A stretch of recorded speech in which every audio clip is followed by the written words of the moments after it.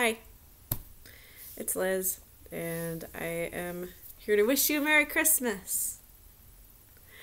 And to give you a quick update, because I've been struggling with some health issues for a while, for um about a year, but it's just been getting steadily worse. And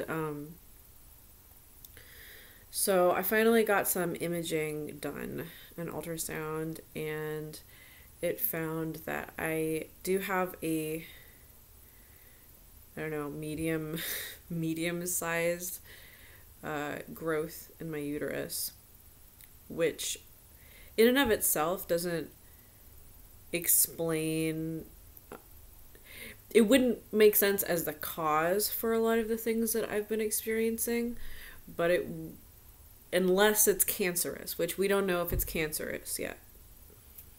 However, even if it's not cancerous, it would make sense in that what caused the growth could be the same thing that's causing all of my symptoms, which would be estrogen dominance. So I'm learning more about this.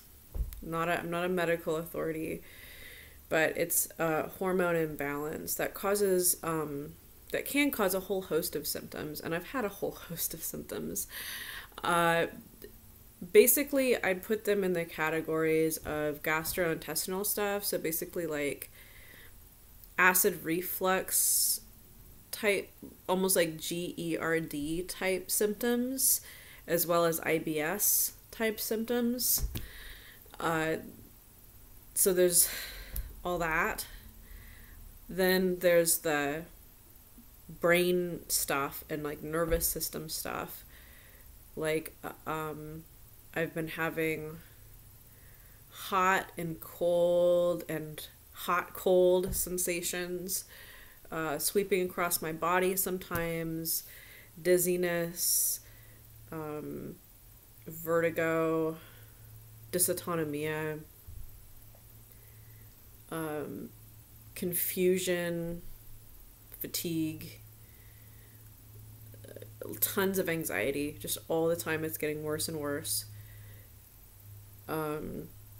Mood swings, depression, yeah, all that. And then there's been sorry, I'm like spacing out. Oh yeah.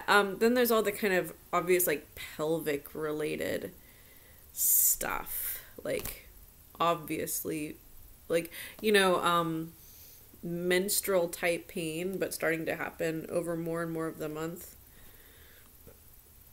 Aches in my back and legs, which is normal for me when I'm menstruating, really abnormal when I'm not, when it's not even close.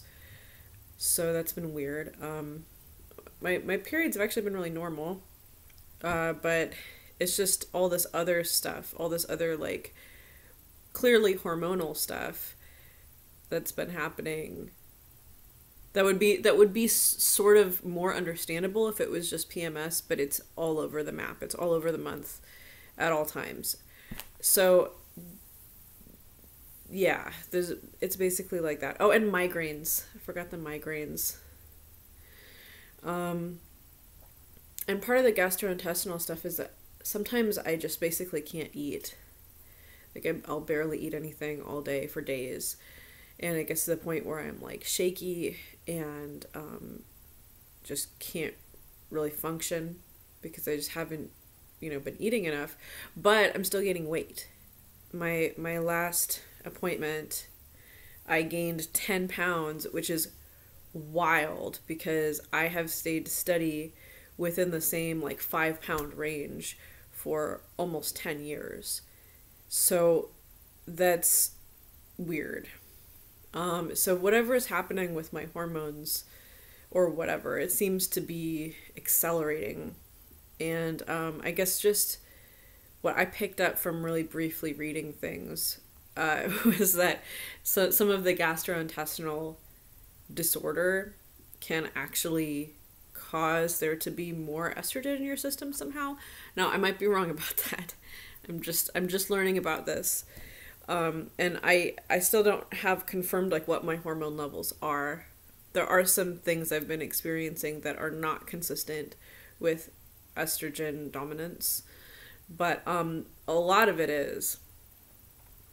Almost all of it seems to be explained that way. So, and it seems like the only way you get the kind of growth I have in my uterus, which is called a polyp, not a fibroid, is through high estrogen levels. So that's what I read. I don't know. So that's where we're at. And I wanted to make brief mention of how this has interacted with my autism spectrum stuff. I'm making this video right now and I feel kind of okay because my family's not here. I am almost paralyzed a lot of the time when my family's here because I'm so overwhelmed. One of the things about the kind of PMS type symptoms, in terms of mood swings or feeling raw, anxiety and depression, like all that, the way that tends to play out for someone on the autism spectrum is it just heightens a lot of, especially the sensory stuff.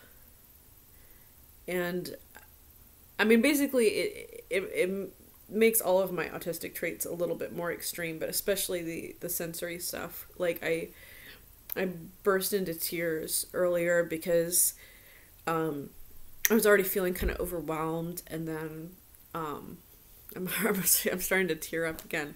And then my husband squeaked a little squeaky toy that my daughter got for Christmas, and I just burst into tears. I was just sobbing for like a few minutes, which I realize how that sounds, but it's just I was getting more and more overloaded, partially just from them being there. As a lot of autistic people will tell you, like, it's not just, I mean, yeah, socializing can be exhausting. Like, most people know that people who are introverts or people who are autistic or a number of other sorts of neurotypes, whatever, get exhausted by socializing.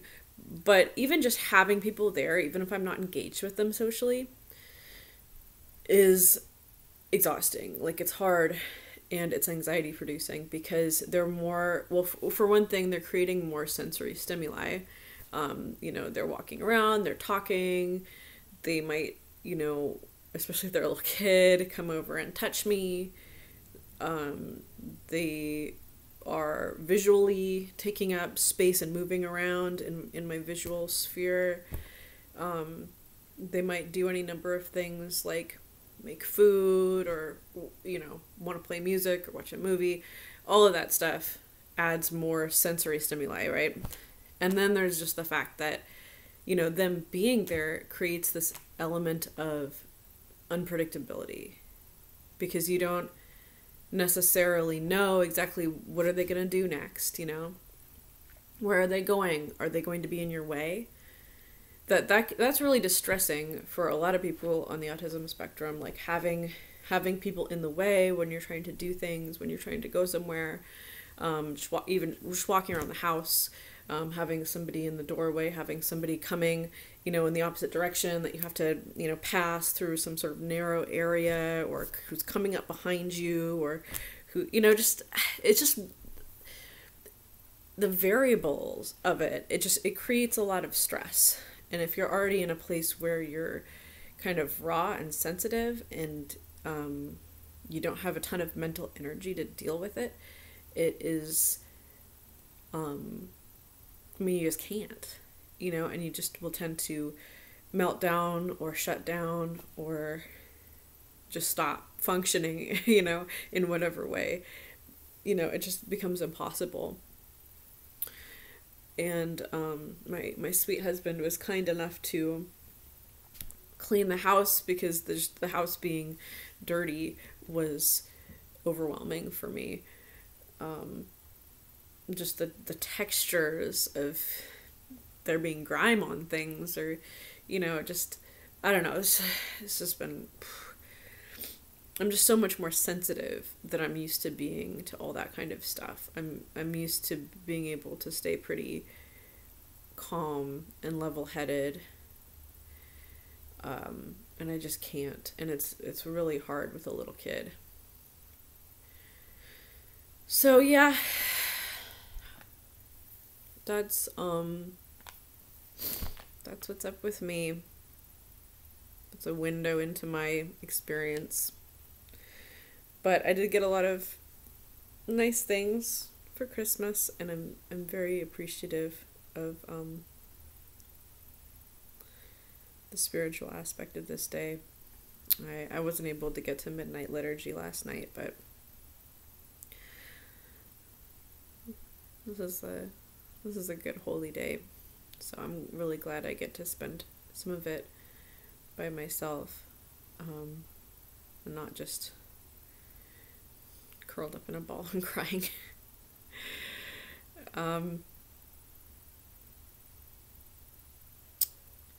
Yeah. Oh, and I got this lipstick. Well, I got it for myself, actually.